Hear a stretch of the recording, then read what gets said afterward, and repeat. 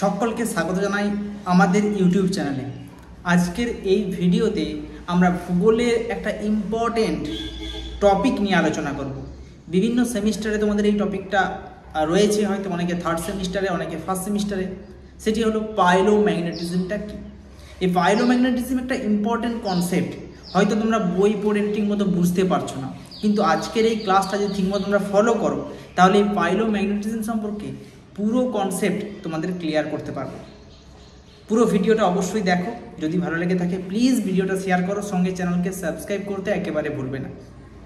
দেখো, প্রথমে একটা জিনিস খেয়াল করো যে ভূ অভ্যন্তরে যে লাভাটা রয়েছে বা ম্যাগমাটা রয়েছে সেটা পৃথিবীপৃষ্ঠের বাইরে আসছে এবং সেটা আস্তে আস্তে কিন্তু শক্ত হয়ে কঠিন একটা শিলাতে পরিণত হচ্ছে।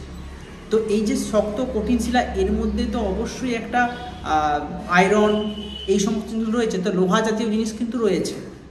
তাহলে এই জিনিসগুলো যখন পৃথিবীপৃষ্ঠের ওপরে আসছে, এদেরও কিন্তু একটা নর্থ পোল এবং সাউথ পোল রয়েছে। প্রত্যেকটা পার্টিকেল যখন ভূপৃষ্ঠের বাইরে আসছে তারও একটা নির্দিষ্ট পোলারাইজড রয়েছে, অর্থাৎ নর্থ পোল সাউথ পোল।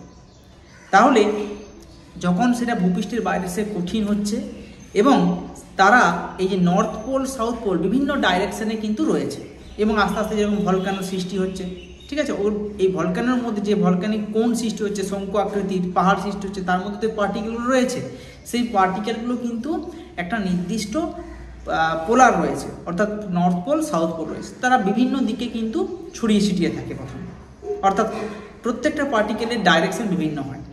সেটা আস্তে আস্তে কঠিন হয়ে আসে, ম্যাগমাটা আস্তে আস্তে কঠিন হয় যখন, কিন্তু পৃথিবীপৃষ্ঠের যে পোলারিটি, অর্থাৎ পৃথিবীপৃষ্ঠের যে নর্থ পোল সাউথ পোল রয়েছে সেই একই ডাইরেকশানে কিন্তু এই নর্থ পোল সাউথ পোলগুলো কিন্তু মুভ করে নেয়।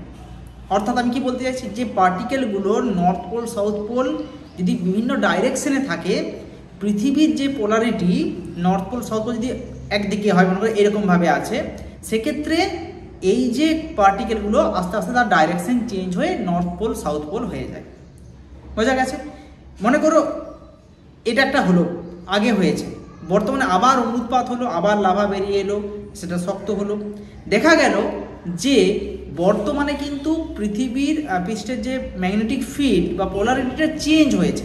মানে আগে ছিল, মনে করো আমি হাতে দেখাচ্ছি, এইদিকে নর্থ এইদিকে সাউথ, বর্তমানে এদিকে নর্থ এদিকে সাউথ হয়ে গেছে, সাপোজ, বা বিপরীত হয়ে গেছে, পোলারিটি চেঞ্জ হয়েছে। সেক্ষেত্রে ওই পার্টিকেলগুলো কিন্তু আবার পোলারিটি চেঞ্জ করে পৃথিবী ডাইরেকশনে আসার চেষ্টা করবে। বোঝা গেছে? তাহলে এটা বোঝা যাচ্ছে যে পোলারিটিটা যদি চেঞ্জ হয় সেক্ষেত্রে এই পার্টিকেলগুলো কিন্তু তার ডাইরেকশন চেঞ্জ করে পৃথিবীপৃষ্ঠের যে ম্যাগনেটিক ফিল্ড সেই অনুযায়ী এগুলো অবস্থান করবে।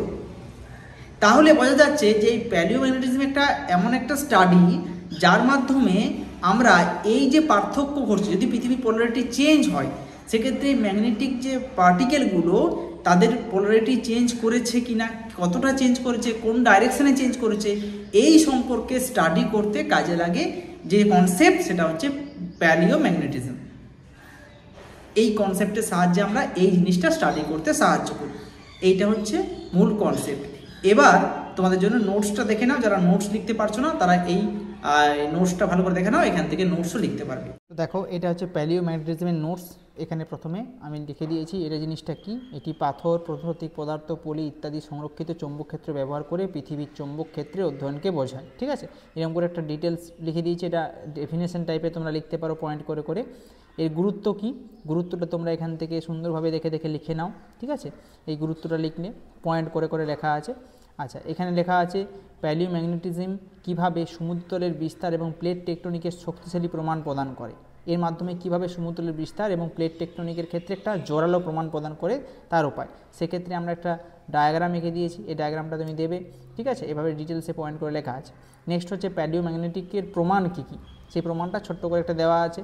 ঠিক আছে, কন্টিনেন্টাল ড্রিফট থিওরিতে যেটা পরিণত হয়েছিল সেটা ডিটেলসে লেখা আছে এবং উপসংহার। ঠিক আছে, এটা মোটামুটি তোমরা 5 নাম্বারের একটা নোটস তোমরা এখান থেকে সুন্দর করে দেখে থেকে লিখে নাও। ঠিক আছে, আশা করি তোমরা বুঝতে পেরেছো।